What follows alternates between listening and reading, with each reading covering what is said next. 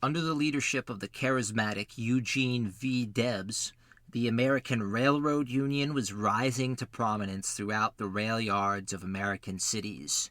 Made up of all-white railroad workers, both skilled and unskilled. What made the ARU special was that its inclusivity was designed to end the usual practice of regional railroad brotherhoods. These brotherhoods made national organizing ineffective, as authorities could focus and wear down one brotherhood at a time.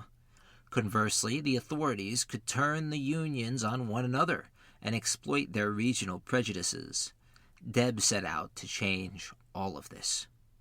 Eugene Victor Debs was born in Terre Haute, Indiana, on November 5, 1855.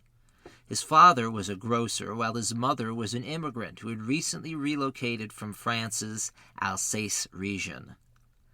Named after two revolutionary French writers, Eugène Sue and Victor Hugo, Debs was seemingly destined to be involved in radical politics. In his early years, he gravitated toward the writings and declarations of Patrick Henry and John Brown. As a teenager, he organized lectures presented by world-renowned freethinkers like Wendell Phillips and Robert Ingersoll. By his early 20s, he was 6'6". Philip Dray says he was, quote, gangly and stork-like, a Lincoln-esque combination of sinew and brains, hardened by years of physical labor on the railroad, unquote. Starting in 1880, he ascended his local union's ranks, as his brothers quickly realized they had a genius on their hands. At first, Debs shied away from strikes and organized forms of protests, fearing to rock the boat. He originally believed the union's sole purpose was to care for the sick workers and deceased workers' families. Regardless, he believed in capitalism and was a card-carrying Democrat. During the 1880 Burlington Railroad strike, he came to the conclusion that there must be a national union of railroad workers if they were going to have any hope of enacting change.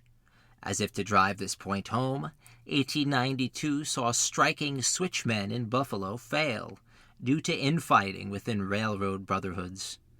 In 1893, he founded the American Railway Union. Thanks to Debs and his organizational efforts, the ARU grew substantially in its first months. In spring of 1894, the ARU defeated the Great Northern Railroad, surging in popularity because of it. This strike was fascinating because there was no tumult, disorder, or violence. The authorities could not simply crack violent anarchist heads, as they had done in the past. Debs was riding high, and the union was quickly becoming one of the most powerful in the nation. It had an active membership of 125,000, and it was growing every day. It had penetrated anti-union bastions, like the Pullman town in the Deep South. When Pullman's train yard employees came before the ARU convention in June of 1894, they heard of the gouging prices and declining wages, the unfair treatment, and the near starvation. The ARU promised to challenge Pullman and the quote-unquote bloodsuckers of the town. At first, they appealed to Pullman and his Christian sensibilities. They asked him to arbitrate with his workers. He flat out refused, and tensions grew and grew between the railroad baron and the union as summer began. ARU switchmen agreed to boycott any and all Pullman cars. Other industries vowed to strike in support. James Sovereign of the Knights of Labor said, quote, "The sons of toil must stand together, shoulder to shoulder," unquote. Battle lines were drawn. 125,000 railroad workers vowed to not service any train which contained a Pullman luxury car. Workers in 27 states joined the strike. Several major lines were paralyzed, and Debs was quickly dubbed king by the press. They blamed him for the strike and refused to acknowledge the fact that Pullman was the orchestrator of the entire situation from the jump. The media went to incredible lows to discredit Debs. claiming he was a recovering alcoholic, and according to the New York Times, this led to, quote, the disordered condition of his mind and body, unquote. The federal government sided with the view of Debs as a king. The future president and current judge, William Howard Taft, blamed Debs for, quote, the starvation of the nation, unquote. Authorities in Chicago sought injunctions against the strikers for violating the Sherman Antitrust Act, as well as interfering with the transportation of federal mail. On Debs's part, he understood how sanctimoniously the government would respond if federal mail was held up. He ordered the strikers to service these trains so as not to agitate federal officials. Railroad owners would intentionally place mail cars alongside Pullman cars, forcing the strikers into an impossible position. Inevitably, the federal mail was delayed, causing the government to respond. Illinois Governor John Peter Altgeld would not allow federal troops in his state, citing Article 4 of the Constitution. Altgeld was the reformist who pardoned the Haymarket martyrs and is considered one of the initiators of the progressive era in American politics. Considering the pardons, he said, quote, if I do it, I will be a dead man politically.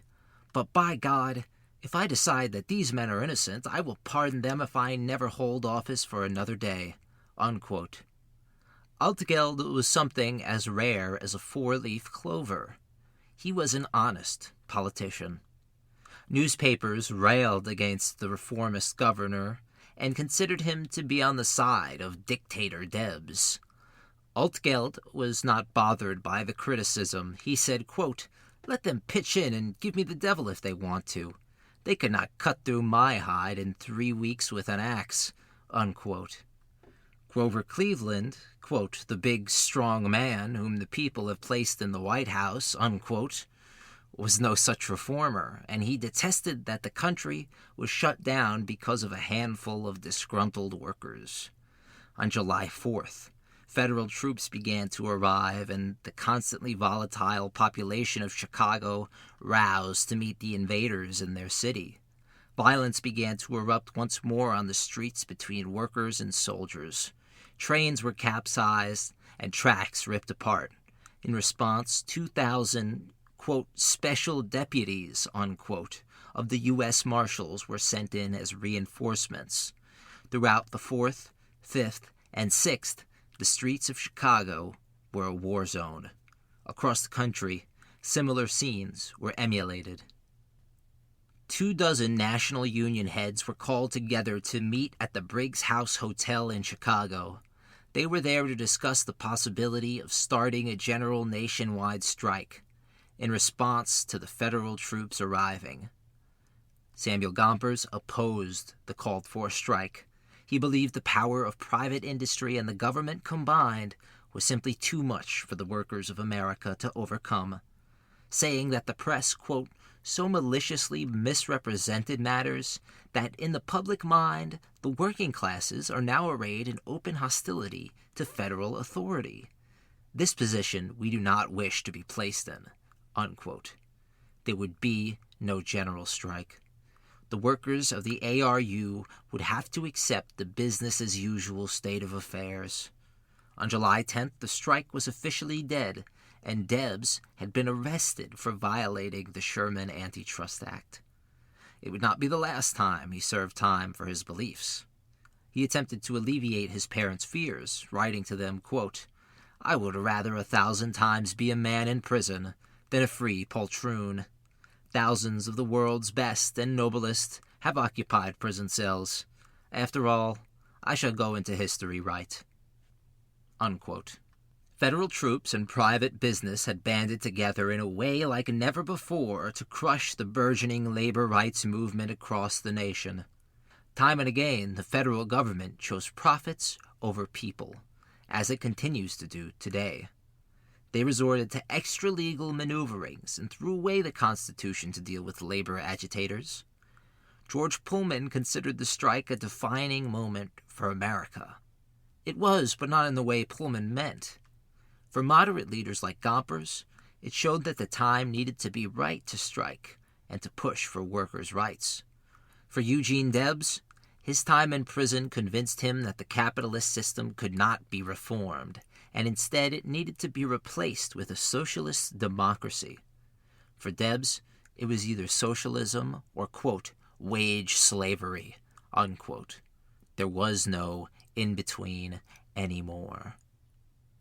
Today's episode closes where it opened, in the anthracite of eastern Pennsylvania. In Luzerne County, September 10th, 1897, a massive strike swept the mines near Hazleton. 400 marched for higher wages and better conditions. They were met by hired Pinkertons who demanded that the strikers turn back and not take another step forward. Some strikers stepped forward and the Pinkertons opened fire. At least 19 mostly Slavic, unarmed mine workers were killed.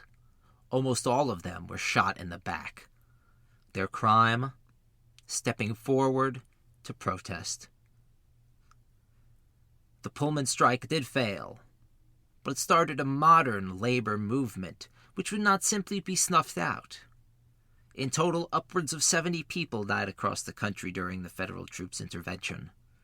The ARU would fail as well, but other unions would take their place. Eugene Debs would step away from the labor scene and become the country's preeminent socialist politician. In the coming years, he would seriously threaten the established order and gain millions of adherents in America's working-class communities.